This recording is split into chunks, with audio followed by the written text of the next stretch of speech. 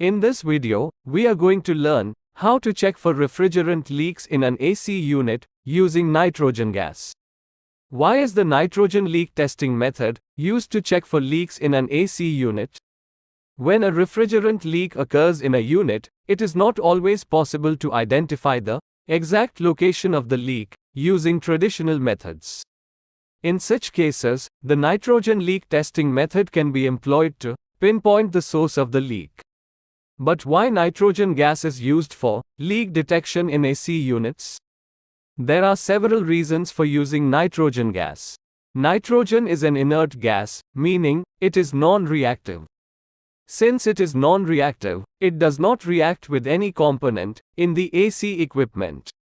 Therefore, there is no risk of using nitrogen gas in an AC unit.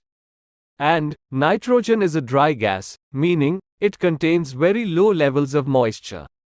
This prevents corrosion from occurring in the equipment. Moreover, nitrogen is a non-toxic and non-flammable gas. Furthermore, nitrogen gas can withstand very high pressures. This makes it an excellent choice for leak testing. Finally, since nitrogen gas constitutes 78% of our atmosphere, it is readily available and inexpensive. For these reasons, nitrogen gas is widely used for leak testing. Now, let's look at the leak check procedure. The first step in the leak check procedure is to recover all the refrigerant from the leaking AC unit. We have uploaded a video on our channel explaining how to recover refrigerant. The link is provided in the description below for those who need it. Once the refrigerant has been recovered, we will gather the necessary equipment for the nitrogen leak test. This includes a nitrogen cylinder, a regulator, a manifold gauge. First, connect the regulator to the nitrogen cylinder. Always remove the regulator from the cylinder when you are finished using it. Leaving the regulator attached to the cylinder increases the risk of a nitrogen leak, as any accidental impact can damage the regulator, weakening its seals and connections. Nitrogen is stored in cylinders at very high pressure, and a leak can be dangerous. Therefore, always remove the regulator when you are finished using it. The regulator has two gauges. One gauge is used to measure the amount of nitrogen gas remaining in the cylinder. The other gauge is used to set the pressure that will be applied to the AC unit. After connecting the regulator to the cylinder, now connect the manifold gauge.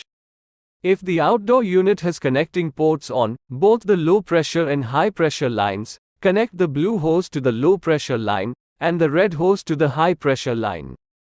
However, if there is only a connecting port on the low pressure line, then connect only the blue hose to the low pressure line.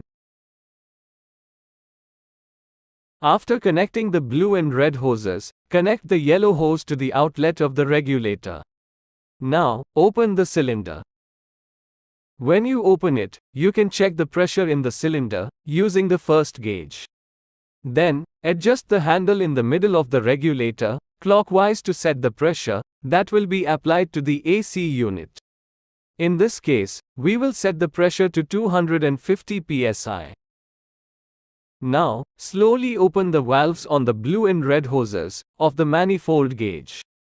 We have uploaded a video on our channel explaining how the manifold gauge works. The link to the video is provided in the description below for those who need it. Once the valve is open, it will take only a few seconds for the pressure in the AC units to reach 250 psi.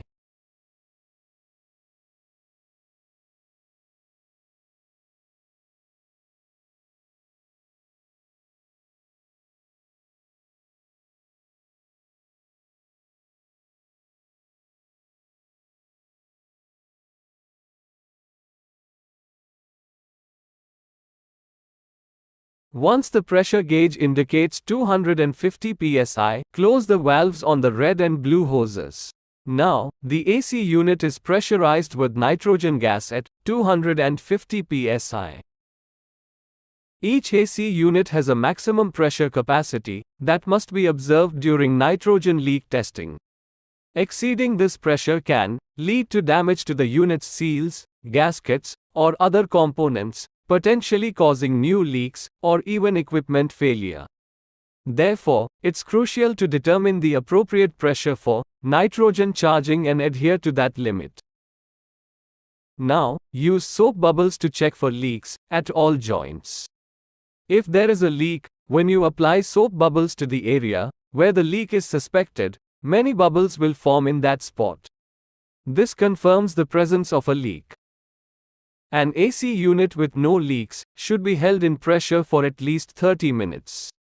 During this hold period, if there are any leaks in the unit, the pressure will drop due to nitrogen leakage. A decrease in pressure indicates a leak in the unit. The longer the hold time, the more accurate the results will be. If the exact location of a leak cannot be determined, a portion of the refrigerant should be left in the unit after recovery, and then nitrogen should be charged. When this is done, if there is a leak in the unit, some refrigerant will leak, along with the nitrogen. Now, using an electronic leak detector, the exact location of the leak can be accurately determined. By applying soap bubbles to that area, we can see where the leak is coming from. We will discuss it in the next video, how to repair it using brazing method if a leak is detected. If there are no leaks, close the nitrogen cylinder and turn the handle on the regulator fully counterclockwise to reduce the pressure.